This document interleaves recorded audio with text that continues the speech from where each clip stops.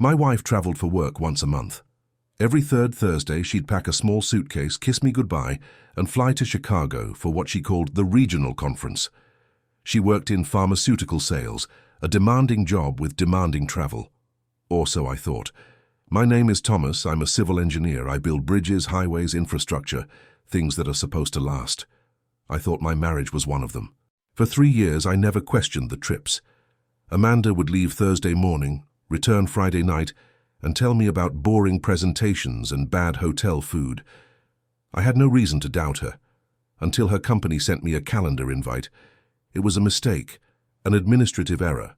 Someone added the wrong Thomas Miller to a distribution list, but the email contained the company's travel schedule for the quarter. Amanda wasn't on it. No conferences in Chicago, no regional meetings, nothing scheduled for anyone in her department on those Thursdays. I sat at my desk, staring at the screen, running calculations in my head the way I do with load-bearing structures. The math didn't work. That night I did something I'd never done before. I checked her laptop while she was in the shower. Her email was open. I searched Chicago. 147 results, but they weren't from her company. They were from a Gmail account I didn't know she had, and they were all to the same person. His name was Gregory Ashford, Amanda's boss, the CEO of the regional division. I screenshot everything. Then I closed the laptop, went to bed, and pretended to be asleep when she came out of the bathroom. The next morning I smiled and wished her a good day. I had work to do. Over the next week, I mapped the affair like I'd map a construction site. Gregory Ashford, 52 years old, CEO of the Midwest Division, married for 23 years to a woman named Katherine, 2 adult children, a house in the suburbs worth $1.4 million. He was Amanda's boss's boss, the man who approved her promotions, her bonuses, her travel budget, the man who controlled her career. The emails told the story. It started 2 years ago at an actual conference, drinks at the hotel bar. One thing led to another, the usual script, but it evolved. The monthly conferences were invented. Gregory would book a suite at the Langham Hotel downtown. Amanda would take a flight, paid for by the company as client meetings, and spend 2 days with him. The company was paying for the affair. I felt something I didn't expect. Clarity, not anger, not sadness. Just a clear understanding of what I was dealing with. Amanda didn't know about my finances. She thought I was a mid-level engineer. She didn't know that I'd been promoted to Director of Infrastructure Projects 3 years ago. She didn't know about the performance bonuses, the project completion incentives, the stake I'd acquired in a private consulting firm. She didn't know that my net worth was approximately $1.4 million. She never asked. I wondered if Katherine Ashford knew about her husband. Probably not. Men like Gregory were good at compartmentalizing. I found Katherine on LinkedIn.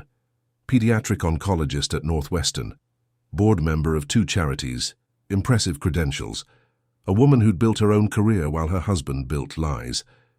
I debated for 3 days. Then I sent her a message. Mrs. Ashford, my name is Thomas Miller. I believe we need to talk about our spouses. I have documentation.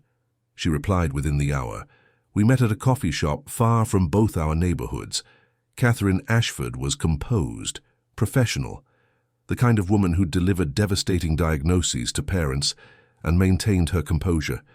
This wasn't going to break her. I showed her the emails, the calendar, the travel records, the hotel bookings I'd traced through Amanda's hidden credit card. She looked at each document carefully, the way a doctor reviews test results. How long have you known? She asked. 2 weeks. Why did you contact me? I considered the question. Because I think we both deserve to handle this with dignity. Not screaming, not accusations, just truth. Katherine nodded slowly. Gregory has been distant for 2 years. I suspected something, but he's very careful. I never had proof. You do now. She set down her coffee. What do you want, Mr. Miller? Thomas. And I want the same thing you probably want.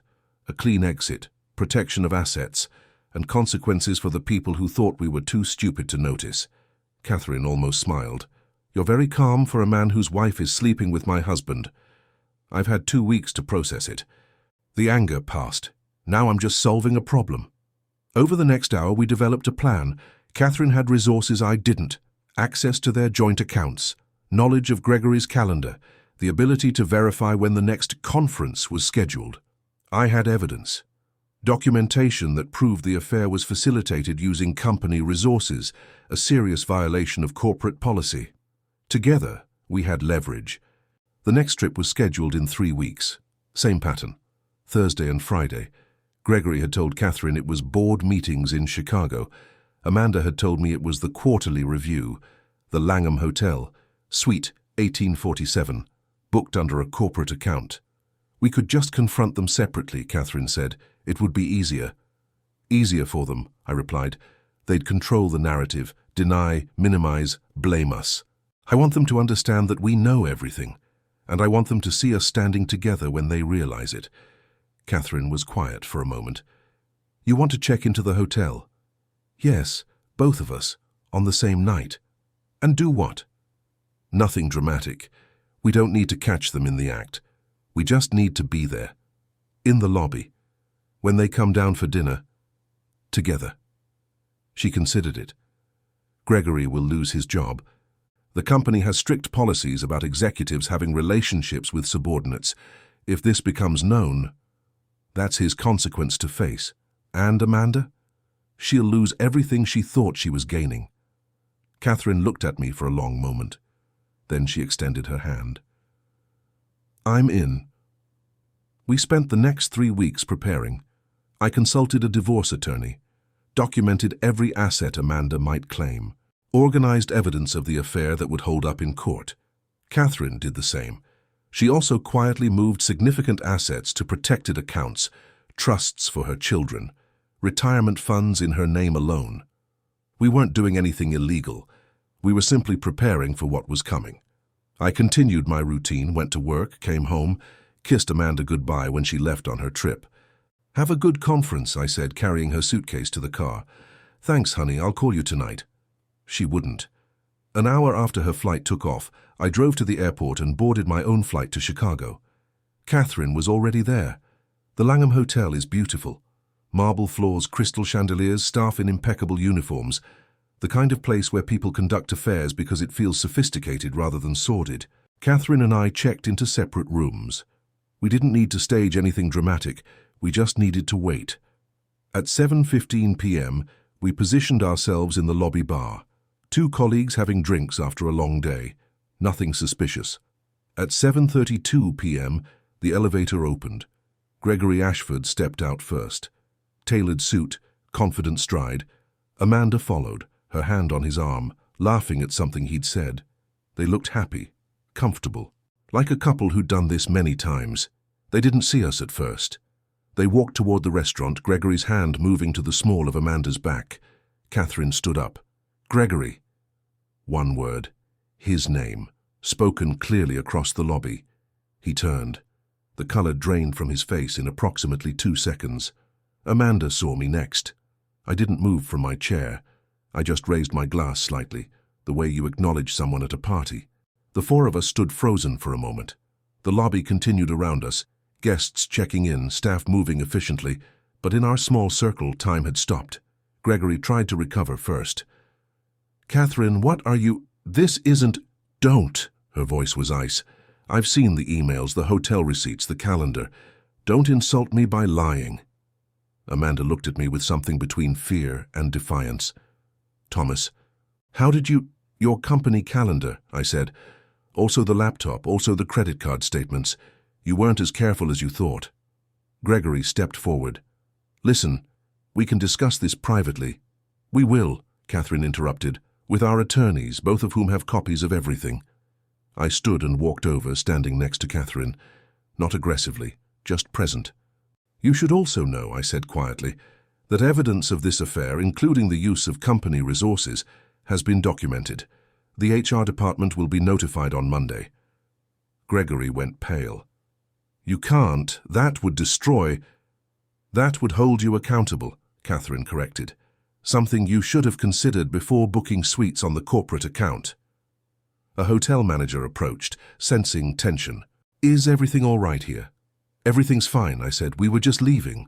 I looked at Amanda one final time, the woman I'd been married to for 11 years, the woman who'd kissed me goodbye that morning. "Your suitcase is in the car at home," I said. "You can pick up your things this weekend, I won't be there." Katherine added, "Gregory, don't come home tonight, or any night. My attorney will be in touch."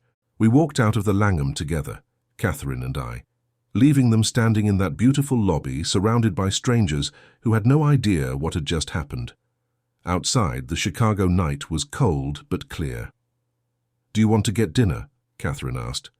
"I know a good place nearby." "Sure," I said. "Why not?" We walked away from the hotel, from our spouses, from the lives we thought we had. And for the first time in weeks, I felt something close to peace. The divorces were finalized within 4 months. With documented adultery and evidence that Gregory had used corporate resources for the affair, both settlements heavily favored Katherine and me. Amanda received minimal assets. Gregory lost significantly more. His company terminated him for ethics violations before the divorce was even filed.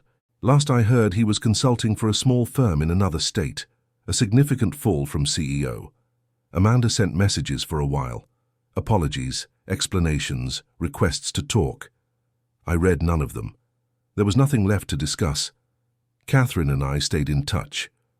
Coffee occasionally, a phone call every few weeks. We'd been through something together that few people understand. That creates a bond, not romantic, but real. She started dating again after a year. Our oncologist from her hospital, divorced, 2 kids, the kind of normal complications that come with adult life. She seems happy. I'm not there yet. I'm not sure I want to be. I bought a smaller house, modern, efficient, low maintenance, the kind of structure I design myself. I cook dinner most nights, simple things, done well. I read books I never had time for. I take long runs on Sunday mornings. My work is going well. The consulting firm offered me a larger stake. I accepted. Some nights I sit on my deck and think about the hotel lobby, that moment of frozen silence. Amanda's face when she realized. I don't feel satisfaction about it. That's not the point. The point is that I stopped pretending. I stopped accepting a story that didn't match the evidence. I stopped being the reliable background character in someone else's narrative. The bridge finally built wasn't for someone else, it was for me.